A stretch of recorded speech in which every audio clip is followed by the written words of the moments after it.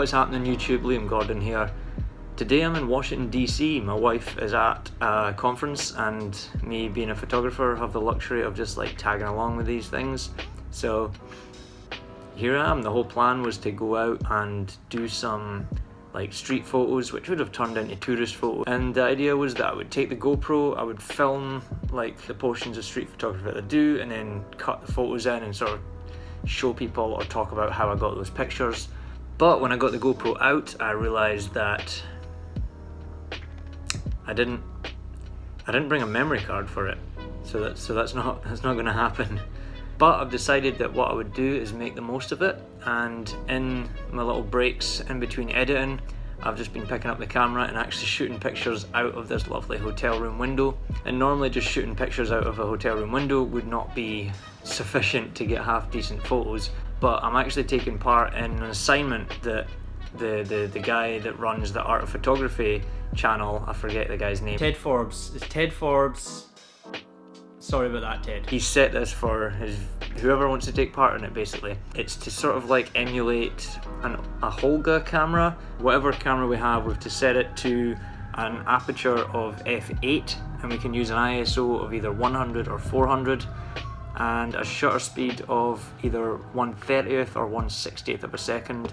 We have to use manual focus, and we also can't look through the viewfinder because apparently the viewfinder on a holga camera is not very good. So I've got my 85mm lens on here, and I'm just looking out the window, leaning the camera out the window and just shooting pictures in general directions of what I think might make some sort of interesting photo. I've been looking for like people walking through shadows or under trees, or like people riding bikes, or trying to just like pan the camera along with them, or just trying to find some sort of interesting looking composition. So I'm going to film some of that. I'm going to hang out this window and see what kind of pictures I can get just aiming the camera. Let's do it.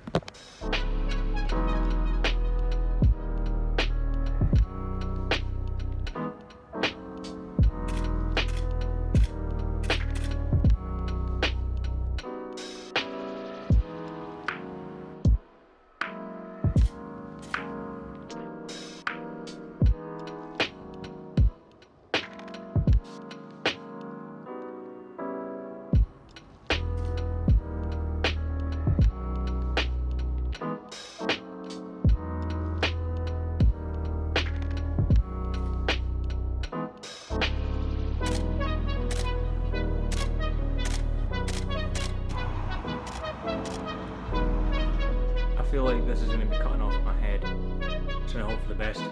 Alright, we're back in Philadelphia. It's a considerable amount of time later. So as you might expect, it's pretty challenging to shoot with such limited settings on the camera. Just about every photo that I took was overexposed in some sort of way, and because I was using an 85mm lens and I couldn't go above 1/60th of a second, most of the photos had some sort of blur in them as well. But I did end up with a few photos that I think I quite liked, and I probably would not have came up with in most other situations, because I would never have thought to have shot photos out of a hotel room window. I kind of imposed that limitation on myself, to be fair. The photo that I think is my favourite is this one here. I like it because the subject is like isolated in the middle of the road. The road's a little bit bright, overexposed a little bit, and the subject's like a silhouette in the middle, and around it is just kind of a city scene, and it's not really like grabbing attention too much from the subject in the centre of the scene. So it's just kind of this person walking through this sort of overall city scene. And even though there's like a reflection in the window from the hotel room, and it's kind of like center composed a little bit, I still think it's kind of a cool photo. I don't sound very confident about that, do I? I still think it's kind of a cool photo. The next photo is like a closer up version of the last one. There was someone walking across a crosswalk that was closer to where I was taking pictures, and I was shooting more down at an angle, so it cuts out the rest of that sort of wide city scene that I was getting before, and it's just mostly diagonal lines from the crosswalk and from the sidewalk. Crosswalk? Sidewalk? What is it? A zebra crossing and a pavement. So there's diagonal lines from the zebra crossing. Zebra? I think it's zebra in the UK. It's not zebra.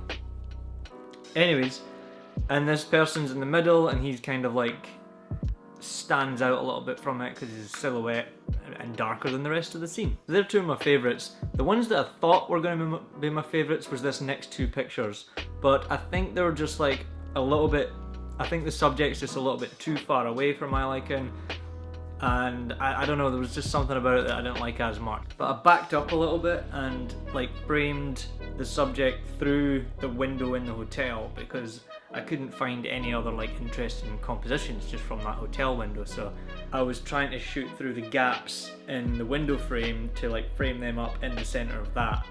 And I still think they were kind of cool, but I don't think they really say as much about what's going on, and the subject's not interesting enough for it to be a super cool picture. I like the first one.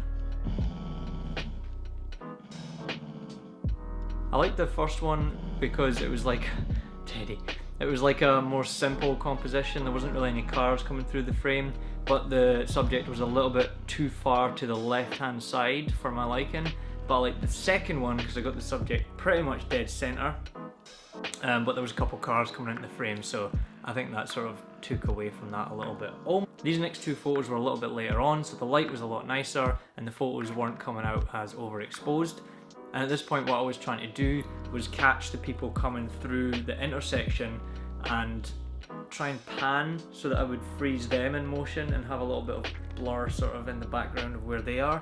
And I shot so many frames of this, like hundreds of frames, and most of them came out completely horrendous. None of them were sharp at all, but these two pictures were about as close as I got to it. So this first one was the guy had an orange helmet and orange wheels on his bike, and I was really lucky to get this one just kind of almost like he was in focus or sharp. I was lucky to get no other cyclists at that point in the picture, and also there was like only one car and a lamp street light that's up in the corner of the frame, and I didn't feel like going through the hassle of removing it in Photoshop, even though it might actually be like a 2-second job. But anyways, there's like nice diagonal lines from the other crossings, whatever they're called. It maybe could have been better if he was in that patch of light over to the right hand side of the frame, which is what the case was with this next photo, where the sun's a little bit stronger in this one. I actually used the 70 to 200 lens here to try and get a little bit closer to the subjects and reduce that chance of having something else in the frame that I didn't really want there. And this lady was cycling perfectly through that patch of light. The sun, I guess, had came out from behind a cloud and it was like super strong. The shadows were really long at that point, and I just really like the colours in this picture. And again, it's all diagonal lines, and then she's the clear subject who's in that patch of light.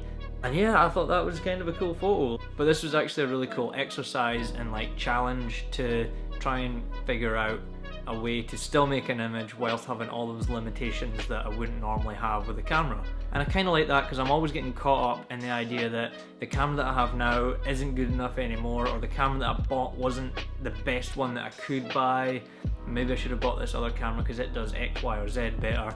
And at the end of the day, all of the great photographers that came before us had worse cameras than most of us have now. And I think it's kind of a good reminder that it's not necessarily about what camera you have, it's the skills that you have as a photographer and the creativity that you are able to use to get the best out of the stuff that you have, or something to that effect. Alright, let me know if you liked this video, and let me know if you've been taking part in any of the art photography challenges. Subscribe if you haven't already, and I'll see you in the next video. Cheers!